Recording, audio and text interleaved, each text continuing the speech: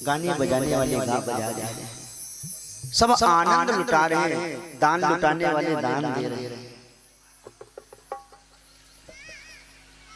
बधाई गाने वाले बधाई गा रहे हैं, बजाने वाले बजा रहे हैं, नाचने वाले नाच रहे हैं। आनंद चल रहा बाबा नंद के महल में।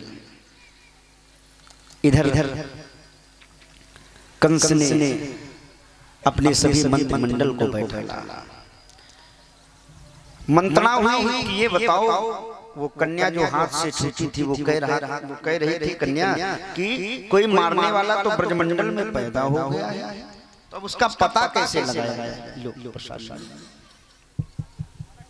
कैसे पता लगाया जाए उसका? तो सबने एक प्रस्ताव पारित किया कि चलो हो न हो, अपने यहाँ एक बहन जी जो है ना, वो कार्य बहुत अच्छा करती बच्चों को मार का, तो चलो उन्हीं से मुलाकात की जाए। बुलवाया गया। कंसेन प्रहिता घोरा पूतना बाल घातिनी शिशु सचार निघनन्ति पुरग्राम ब्रजादिषु। बकासुर की बहन है बकी, जिसका नाम एक पूतना भी है, उसको बुलाया गया। कंस ने कहा देवी जाओ, चली जाओ, ब्रजमंडल में कोई 1 महीने का भी बालक पैदा हुआ हो ना, तो उसको समाप्त कर दो। क्यों? बोले उसी के साथ मेरा शत्रु भी मर जाएगा। तो पूतना तैयारी करने लगी। इधर बाबा नंद वार्षिक कर देने के लिए मथुरा चले आए, ब्रजमंडल के लोगों को समझा के आए कि भाई घर की व्यवस्था में आप लोग देखना। और ये पूतना तैयार होकर के चली, राक्षसी थी रुधिरासना, रुधिर पीने वाली वो पूतना जिस समय चली ना, तो सबसे पहले इसने अपने शरीर को संभाला। ताम केशवंधव्यति सक्त मल्लिका ब्राह्मणितंबस्तन कृच्छ मध्यमा सुवाससं कंपित कर्णभूषणं विशोल सत्कुंतल मंडिताननं विशोल सत्कुंतल मंडिताननं। सबसे पहले तो इसने ताम केशबंध, जो अस्त व्यस्त इसके बाल थे, सजा करके बढ़िया बांधा, गजरा लगाया। सुन व्यतिसक्त मल्लिका के पुष्प लगाए,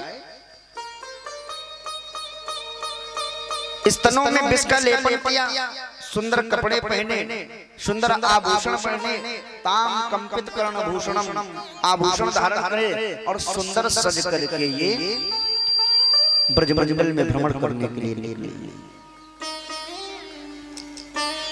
आकाश मार्ग से जा रही है, जैसे गोकुल की सीमा में पहुंची तो क्या देखा, गोकुल में तो आज भगवान के छठी का उत्सव मनाया जा रहा था, छठी का उत्सव हो रहा था। और ये जिस समय आकाश मार्ग से उड़ती हुई पहुंची ना, तो देखा छठी का महोत्सव चल रहा, बड़ी भीड़ लगी। यहाँ तो हमें लगता, लोगों से ग्वालों से पूछा क्यों भाई यहाँ क्या हुआ है, तो ग्वालों ने बताया हमारे महाराज नंद बाबा मैया यशोदा के छोरा भयो है, लड़का भयो है। अच्छा, तो इसने कहा हो न हो यहीं से श्री गणेश कर लिया जाए। तो महल के अंदर जाने लगी, तो रास्ते में ही, अब चूंकि महल में जाने के लिए बड़ी सिक्योरिटी लगी हुई, द्वारपाल लगी, लेकिन आज इस पूतना को द्वारपालों ने रोका नहीं, क्योंकि बड़ी सुंदर सज धज करके आई थी, बढ़िया कपड़े पहन करके तैयारी करके आई थी। तो गोपवाल सोच रहे हैं हमें लगता है ये कोई यशोदा मैया की कोई खास रिश्तेदार है।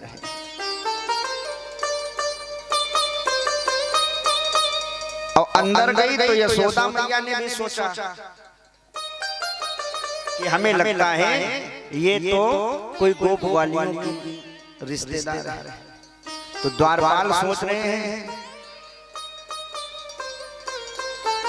ये गोप वालों मैया यशोदा के रिश्तेदार, और मैया सोच रहे गोप, और इसको अंदर प्रवेश मिल गया। आजकल भी ऐसा हो जाता है, हमने देखा है ना शहरों में, जब गेस्ट हाउस में बनाते आते हैं आसपास, तो कुछ लोग बढ़िया सज करके जाते, अपना खा पी के निकल आते हैं। बाराती सोचते जनाती, जनाती सोचते बाराती, वो अपना खा पी के निकल आए। क्यों? अरे भाई पोजीशन की ही तो बढ़िया वो कपड़े पहन के जाओ तो लोग बिल्कुल समझ नहीं पाते, और भले निमंत्रण हो फटे कपड़े पहन के पहुंच जाओ तो भगा देंगे लोग, कहां से आए हो, और क्वालिटीदार पूतना को प्रवेश मिल गया। ये मौका देख रही है, एक बार ऐसा मौका मिले जो हम लाला के पास पहुंच जाएं। भगवान पालने में लेटे थे, छठी का महोत्सव मनाया जा रहा था, उसी समय एक बार इसको मौका मिल गया ये कन्हैया के पास पहुंच गई। लेकिन जैसे ही भगवान के पास पहुंची, भगवान की तरफ ये बढ़ी, भगवान ने आंखें बंद कर दी। विबुद्धतां बालकमारिका गृहं चराचरात्मा सन्मीलिते क्षणा। सुखदेव जी कहते राजन भगवान ने नेत्र बंद कर लिए, ये भगवान की ओर जा रही, भगवान ने आंखें बंद कर ली। अब इसमें कई प्रकार के भाव मिलते हैं। एक सार्थकता तो ये है, अगर परमात्मा हमारे लिए नेत्र बंद कर ले तो फिर हमारा अंत समय आ जाए, भगवान ने आंखें बंद कर ली। दूसरा भाव, भगवान की आंखों में सूर्य और चंद्रमा है, और ये पूतना मायावी बन के आई है, भगवान स्वयं माया के पति हैं, तो माया के पति के सामने माया कितनी देर ठहरेगी, तो भगवान ने आंखें बंद कर दी। एक भाव और मिला, भगवान ने नेत्र इसलिए बंद किए, ये माँ बन करके आई, भगवान को दूध पिलाने आई। भगवान ने सोचा ये माँ की भावना से आई, हम इसे मारेंगे तो आंखें बंद कर ले, क्यों ऐसा ना हो मारते समय मुझ में ममत्व जागृत हो जाए जिसके कारण हम इसका उद्धार न कर पाए, तो पहले से ही आंखें बंद कर ली, न देखेंगे और न कोई बात सुनेंगे। भगवान ने आंखें बंद कर ली, इसने लाला को गोदी में उठाया, दुग्ध पान कराया। भगवान ने पहले तो मुंह घुमाया, जबरदस्ती स्तनपान कराने लगी, तो भगवान ने भोले बाबा का आंखें बंद करके मानो ध्यान किया, आओ प्रभु भोलेनाथ, हम तो गोकुल में ब्रजमंडल में माखन मिश्री खाने आए हैं, जहर पीना तो आप ही जानते हो। भगवान ने पहले तो जब स्तनपान करने लगी तो पूतना को लगा मैंने बड़ा तीक्ष्ण विष लगाया था, बड़ा हलाहल विष था, और ये बच्चा वैसे ही पीता चला जा रहा है दूध, इसका मतलब हमें लगता जहर कम लगा है, तो उस तरफ से हटाया, दूसरी तरफ लगाया। भगवान ने कहा हमें कुछ करना चाहिए, तो भगवान ने पहले तो इसका जहर पीना शुरू किया, फिर दुग्ध पीने लगे, और फिर इसके प्राणों को खींचने लगे। और जैसे ही प्राणों को खींचना शुरू किया, ये बड़ी जोर से छटपटाई और कहा समुझ मुझ प्रभासिनी, छोड़ दो बेटा, छोड़ दो मुझे, छोड़ दो, बड़ी जोर से चिल्लाने लगी। और देखते ही देखता इसका विशाल स्वरूप सामने आ गया, वो राक्षसी बनकर के उत्पन्न हो गई और लेकर के आकाश में उड़ गई, आकाश में उड़ी चली जाती। इधर मैया दौड़ी, देखा लाला नहीं पालने में, सब चिल्लाने लगे कहां गया रे, ये तो कोई राक्षसी थी, लाला को ले गई। और तब तक भगवान को ये लिए चली जा रही, यमुना के किनारे जा रही थी। भगवान ने विचार किया क्या करें, बोले पूतना का बड़ा विशाल शरीर है, तो यमुना के किनारे बहुत बड़ा बगीचा था, भगवान ने एक झटका दिया और ये पूतना उसी बगीचे में आकर के गिरी। गोविंदाय नमो नमः, बोल गोविंद भगवान जय हो। मर गई पूतना, लेकिन जब ये ऊपर से आकाश से जमीन में गिरी ना, बड़ी जोर की आवाज हुई, इतनी भयंकर टंकार हुई, आवाज हुई कि गोपवाल उधर दौड़े। सुखदेव जी कहते राजन इसका शरीर इतना विशाल था, इसके शरीर इतना विशाल था कि ये जिस समय दौड़ी ना, जिस जगह गिरी आकर के उस गिरते हुए जगह पर पतमानोपित देहा त्रिगर्भुत अंतरद्रुमान् चूड़यामास राजेंद्र महादासी तदद्भुतम। जिस जगह ये आकर के गिरी, तीन गर्भुत का जो बगीचा था, वो बगीचे के बड़े बड़े विशाल पेड़, और इसके शरीर गिरते ही वो पेड़ ऐसे हो गए चूड़यामास राजेंद्र, जैसे चूरन पीस दिया गया, इतना विशाल इसका शरीर। और तीन गर्भुत का जो शरीर होता है, एक गब्युत में 2 कोष होते हैं, और 3 गब्युत माने 6 कोष, माप है। एक गब्दुत में 2 कोस और 3 गब्दुत माने 6 कोस और 6 कोस माने 18 किलोमीटर। एक कोस में 3 किलोमीटर होते हैं ना, तो इसका जब शरीर गिरा तो 18 किलोमीटर लंबा चौड़ा इसका शरीर था। जरा ध्यान देना, इतना लंबा शरीर। ये लिखा है इसलिए मैं आपको बता रहा हूं। अंतरद्युमान त्रिगब्दुत अंतरद्युमान, 3 गब्दुत का शरीर और एक गब्दुत में 2 कोस, तो द्वितीय 6 माने 6 कोस हुए और एक कोस में 3 किलोमीटर होता है, तो 18 किलोमीटर लंबा चौड़ा इसका शरीर। इसके शरीर की व्याख्या जिस समय सुखदेव जी ने की तो कहा राजन अंधकूप गंभीराक्षम। इसकी जो नाक है वो इतनी विशाल है जैसे बहुत बड़ी कोई गुफा हो। नाक में घुस जाओ, महीना 2 महीना अपना आराम कराओ, इतना बड़ा कितना विशाल। एक एक अंग का वर्णन किया, इतना विशाल विशाल। एक संत तो कह रहे थे मालूम है, ब्रजमंडल में जब पूतना मरी तो इसका शरीर जहां गिरा वहां एक गांव बन गया। इस पूतना का जहां पे हाथ गिरा, ऐसे गिरी, तो जिस जगह हाथ गिरा उस जगह का नाम हो गया हाथरस, है ना? हाथरस पड़ता है, आप लोग जानते हो। और जहां इसका पैर गिरा, पैर, तो एक मथुरा के बगल में गांव है पैगंबर, तो वो पैगंबर हो गया। एक संत तो हमसे कह रहे थे महाराज इसमें 1-2 बातें और जोड़ दिया। हमने कहा क्या? बोले पूतना का इतना बड़ा शरीर था कि जहां पर इसका कान गिरा उस जगह का नाम पड़ गया कानपुर। तो अब अगर ऐसे जोड़ोगे तो मथुरा से और कानपुर तो 250-300 किलोमीटर, 350 किलोमीटर, ये तो बहुत लंबा हो जाएगा। एक बोले ना कानपुर तो ठीक है, लेकिन जहां नाक गिरी वो जगह पड़ गई नागपुर, महाराष्ट्र में। ये तो संतों का भाव है। कुछ भी हो, इसका बड़ा विशाल शरीर। और जब ये पूतना गिरी, भगवान ऊपर इसके वक्षस्थल पर बैठे रो रहे थे। गोपबाल दौड़ के आए, इसके शरीर पर चढ़ गए, ऊपर से लाला को ले आए, माता यशोदा को दिया। माता यशोदा ने गले से लगा लिया, लेकिन भगवान रोना नहीं बंद कर रहे, बहुत रो रहे हैं। तो बूढ़ी बूढ़ी माताओं ने कहा बोले हमें ये लग रहा है आपका लाला जो है ना, इसको नजर लग गई इस राक्षसी की। फिर बोले काम करो, नजर उतार दो। क्यों माता? आजकल भी तो ऐसा होता है। अपने बच्चा अगर रोने लगे ना, वैसे भी बच्चे छोटे होते बोल पाते नहीं बेचारे, ज्यादा रोने लगे तो माँ को लगता, हमें लगता नजर लग गई, अब नजर उतार। नजरिया गो लड़का हुआ है ना, बउआ नजरिया गो। तो हमने देखा है नजर उतारी जाती है। फर्क इतना है, पहले नजर दूसरे विधान से उतारी जाती थी, आज दूसरा विधान हो गया। आज का विधान बताऊं? आजकल तो विधान घर में लाल मिर्चा रखे होते, लड़कवा को नजर लग गई, वो 100 ग्राम मिर्चा 7 बार उतार के चूल्हे में। और जितने तेज मिर्चे का धुआं लगेगा तो खांसी आएगी कि नहीं आएगी? अब खुदा परेशान, मोहल्ला भर परेशान।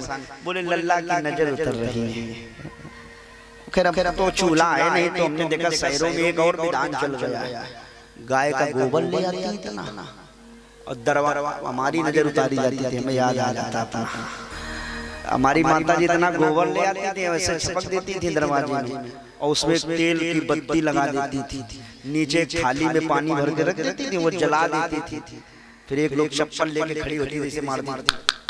क्या झाड़ रही? बोले लल्ला की नजर। और ऊपर से वो तेल नीचे गिरता तो आवाज निकलती थी। बोले हाँ देखो बड़ी जोर की लगी है नजर है, लेकिन भगवान की नजर ऐसे नहीं उतारी गई। ये तो लोक रीति है, लोक रीति। लेकिन भगवान की जो नजर उतारी गई, मालूम कैसे उतारी गई? गोमूत्रेण स्नापयित्वा पुनर्गोरजसार्भकम् रक्षां चतुष्सृता द्वादशांगेषु नामभिः। भगवान की जब नजर उतारी गई तो बोले गौमूत्रेण स्नापयित्वा, पहले तो गौमूत्र को पिलाया गया और पुनर्गोरज सार्वकम, पुनः गाय की रज जो थी, मिट्टी थी, वो पूरे शरीर में लगाई गई। फिर गंगा जल से नहलाया गया, फिर गाय की पूंछ पकड़ के और ऊपर से नीचे की ओर मारा गया। और माता ऐसे पूंछ से जा रही हो, कह रही इंद्रियाणी रसिकेशो पुत्रम नारायणो वतु। मेरे लाला के इंद्रियों की रक्षा ऋषिकेश भगवान करें, मेरे लाला के प्राणों की रक्षा नारायण भगवान करें। ऐसे नाम लेती जा रही और भगवान मुस्कुरा रहे कि देखो हमारा नाम लेके हमारी कोई जारा मारा जा रहा है। तो ये एक विधान है, आज भी अगर बच्चों को नजर लग जाए ना तो ऐसे गाय के पास ले जाओ। अरे नजर लग जाए तो एक छोटी बात, बच्चे को अगर लीवर की समस्या हो तो माताएं जानती हैं, डॉक्टर भी कह देता है इसे गाय का मूत्र पिलाओ। गाय का मूत्र अगर पिलाया जाए, और बच्चे नहीं, हमें आप बूढ़े लोगों को भी अगर समस्या हो जाए लीवर की, तो अगर गाय का मूत्र वो पिए तो निश्चित तौर पे लाभ करता है। सबसे बड़ी टॉनिक है। ये गुण है, इसीलिए तो गाय की पूजा होती है। देवता निवास करते हैं वो तो अलग बात है, लेकिन प्रत्यक्ष में जो लाभ है वो ये दिखाई पड़ रहा है। गाय के गोबर से जिस घर में नित्य लीपा जाता है, अब आजकल तो चूंकि पत्थर लगा लीपा नहीं जा सकता है, लेकिन दरवाजे पर भी अगर थोड़ा लीप के हम लोग चौक बना देते ना तो निश्चित तौर पर उस घर में शांति रहती है, लक्ष्मी का वास होता है। ये नियम है। गाय से भगवान को झाड़ा दिया गया, नजर उतर गई, भगवान ठीक हो गए। इधर गोप वालों ने इस पूतना के शरीर को काट काट के उसी जंगल की लकड़ी से चिता लगा दी, इसको जला दिया। और जब इसके शरीर को जलाया गया तो कलेवरम, जिस जगह इसके शरीर को जलाया गया इतनी सुंदर सुगंध निकली इसके शरीर से कि सारा वातावरण शुद्ध हो गया, सुगंधित हो गया। मानो ऐसा लगता है किसी ने गुलाब जल पूरे ब्रजमंडल में फैला दिया। परीक्षित ने कहा महाराज ठहरना जरा, ये पूतना जो रुधिर पीने वाली राक्षसी जो भगवान को मारने आई थी और इसके शरीर से सुगंध निकली, ये हम कैसे माने? ये तो बड़ी गलत बात है। जो राक्षसी है वो भी महक रही है। भगवान सुखदेव जी ने कहा राजन, यही तो भगवान की करुणा है। दुनिया में जो बिल्कुल किसी काम का व्यक्ति ना हो, भगवान की शरण में आ जाए या भगवान उसको अपनी शरण में ले ले, उसका जीवन तो महक जाता है, चमक जाता है।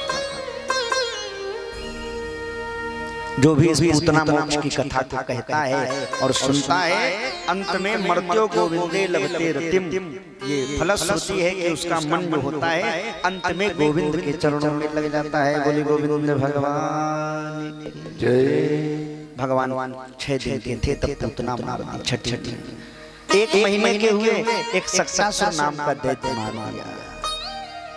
भगवान 1 वर्ष के हो गए। जो दिन जो समय वही तारीख आ जाती ना तो माता जी लोग जन्मदिन मनाती बउआ का, ऐसे मैया यशोदा भी मनाती है। आज वही अष्टमी तिथि भादों का महीना हो गया। और इधर एक तृणावर्त नाम का दैत्य कंस के यहाँ से चला। दैत्यो नामना तृणावर्त कंस भृत्या प्रणोदिता चक्रवात स्वरूपेण जहारासीनमर्भगम। एक तृणावर्त नाम का राक्षस गोल गोल टकूरा के रूप में चला, जो गोल गोल हवा चलती ना गर्मियों में, ऐसे बड़े गोल गोल बवंडर रूप में चला। और भगवान इधर माता की गोदी में बैठे थे। माता कन्हैया को लिए बैठी थी यशोदा मैया। भगवान ने विचार किया ये तृणावर्त आ रहा है और इसका भी उद्धार करना है, और माता गोदी से उतार नहीं रही तो करें क्या? तो भगवान ने अपना वजन बढ़ा दिया। मान लो 5 किलो के होंगे, 10 किलो के हो गए। माता यशोदा को लगा है तो लड़का, अच्छा एक भाव होता है, अपना लड़का माताओं को हमेशा हल्का मालूम पड़ता है। अपना बच्चा हो तो माता जी हमेशा क्या करें तो खाते नहीं, देखो कितना दुबला होता चला जा रहा है। अब पड़ोसी का हल्का भी हो तो कहेंगे देखो उसको, देखो चकाचक बिल्कुल। तो माता जी लिए बैठी थी इस गोदी में। भगवान ने वजन बढ़ाया तो माँ को लगा हमें लगता है ये हम थक रहे क्या, तो इधर से उठाया इधर कर दिया। भगवान ने कहा ये हुआ क्या, तो ट्रांसफर कर दिया। भगवान ने फिर वजन बढ़ाया, तो भूमौ निधाय तम गोपी विस्मिता भार पीड़िता। मैया बड़ी विस्मित हुई, हमें लग रहा है हम थक गई हैं, तो लाला को उठा के जमीन में रख दिया और स्वयं घर